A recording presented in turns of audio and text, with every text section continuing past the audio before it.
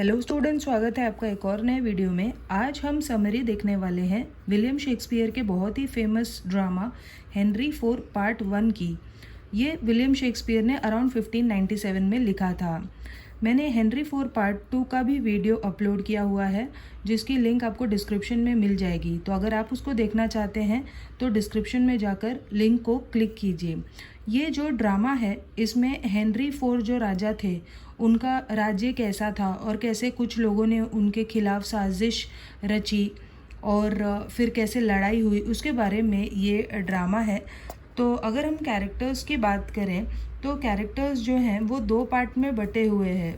King की party के आदमी, यानी किंग के साथ जो खड़े थे वो लोग, और कुछ ऐसे लोग जो किंग के विरोध में बोल रहे थे, यानी उसके अगेंस्ट थे, जिनको हम रिबेल्स कहते हैं।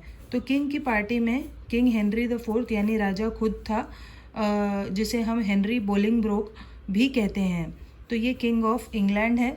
नेक्स्ट जो कैरेक्टर है वो है किंग हेनरी का बेटा हेनरी, प्रिंस ऑफ वेल्स, जिसे प्रिंस हाल भी कहते हैं, eldest son of king Henry IV। Third जो कैरेक्टर है वो है सर जॉन फॉल्स्टाफ। जॉन फॉल्स्टाफ प्रिंस हाल का फ्रेंड होता है और ये छोटी मोटी चोरियाँ जैसी चीज़ें किया करता था।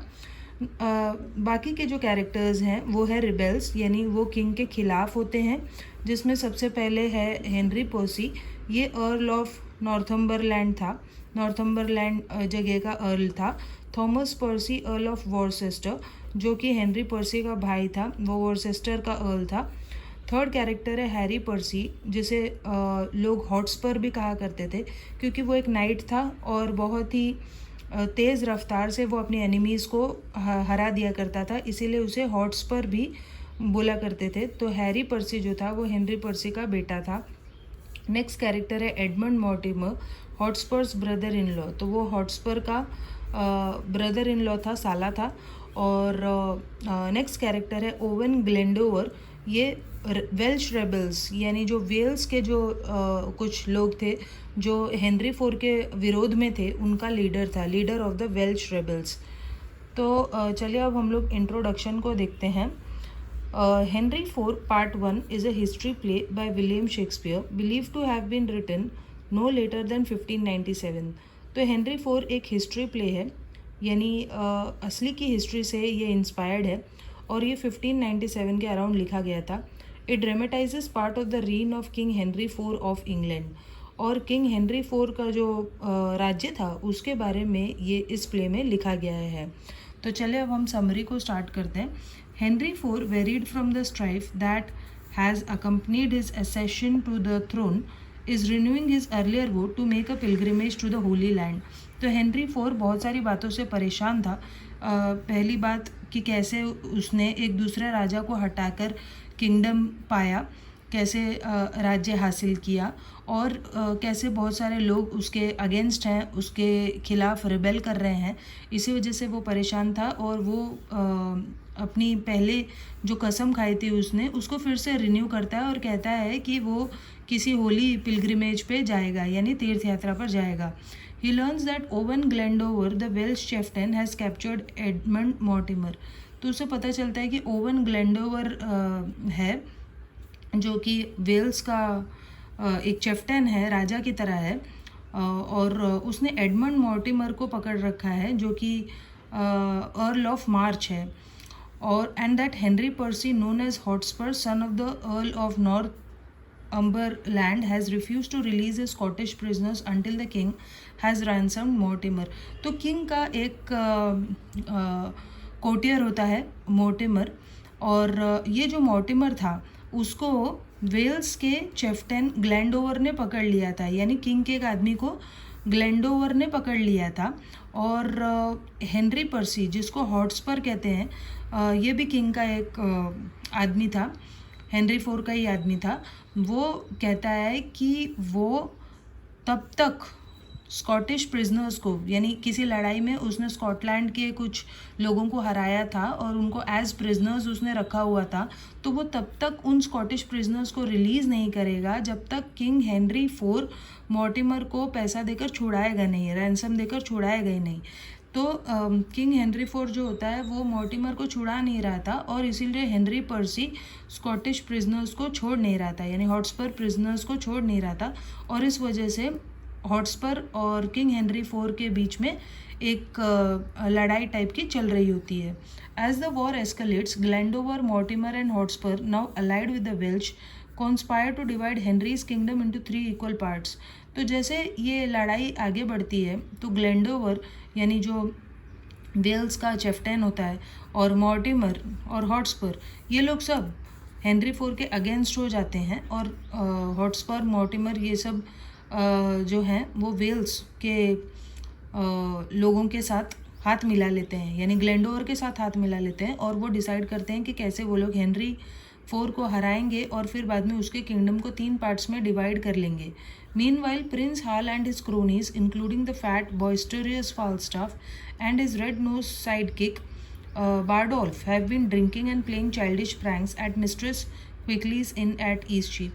तो एक और कारण कि हेनरी फोर बहुत दुखी रहता था वो इसलिए क्योंकि उसका बेटा जो प्रिंस हाल है वो ज़रा भी राज्य को लेकर सीरियस नहीं है और वो अपने फ्रेंड्स के साथ, साथियों के साथ, क्रोनीज के साथ, जैसे कि जो फॉल्स्टाफ है एकदम मोटा और जो सिर्फ शराब वगैरह पीता रहता था, छोटी मोटी चोरी चकारी किया करता था, और उसका एक साइड किक है बारडोल्फ, उनके साथ बैठकर वो मिस्ट्रेस क्विकलीज इन, तो मिस्ट्रेस क्विकली का जो इन होता है, इन मतलब होटल, वहाँ ईस्ट चीप में था ये, और यहाँ पर ये लोग सब बैठकर शराब पी रहे होते हैं और इनको कुछ पड़ी नहीं होती है कि इस तरह की चीज़ें राज्य में चल रही होती हैं.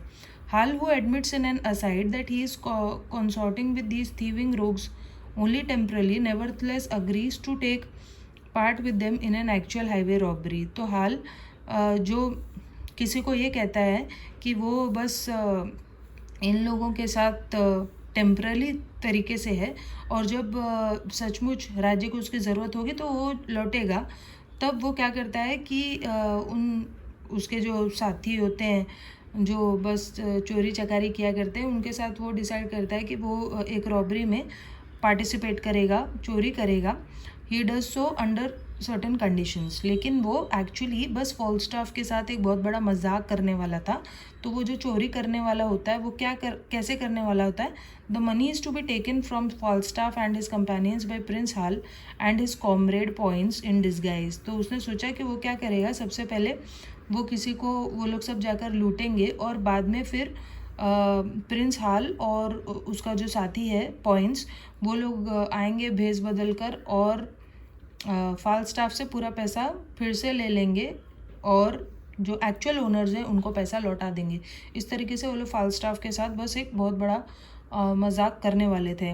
Money is then to be taken to be return to its rightful owners. उसके बाद उस पैसे को राइटफुल ओनर्स को लौटा दिया जाएगा.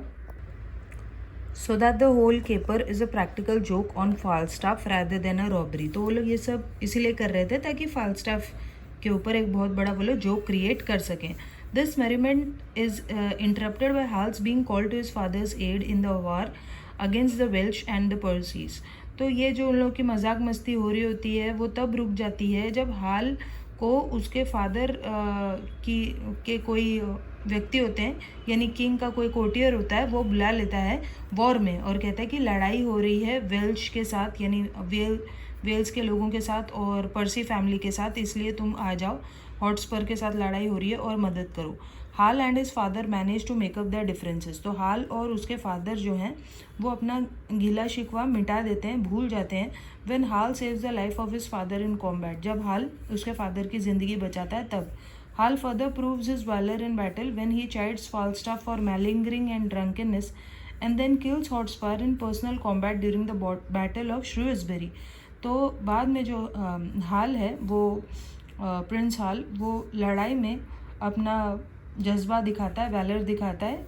वेयर ही चाइड्स फाल्स्टाफ, तो वो फाल्स्टाफ की बुराई करता है कि तुम बस टाइम पास करते रहते हो और शराब पीते रहते हो और ड्रंकन रहते हो. और उसके बाद वो हॉटस्पर को वो मार देता है बैटल ऑफ श्रूसबेरी में. ये सब चीज़ें होती है.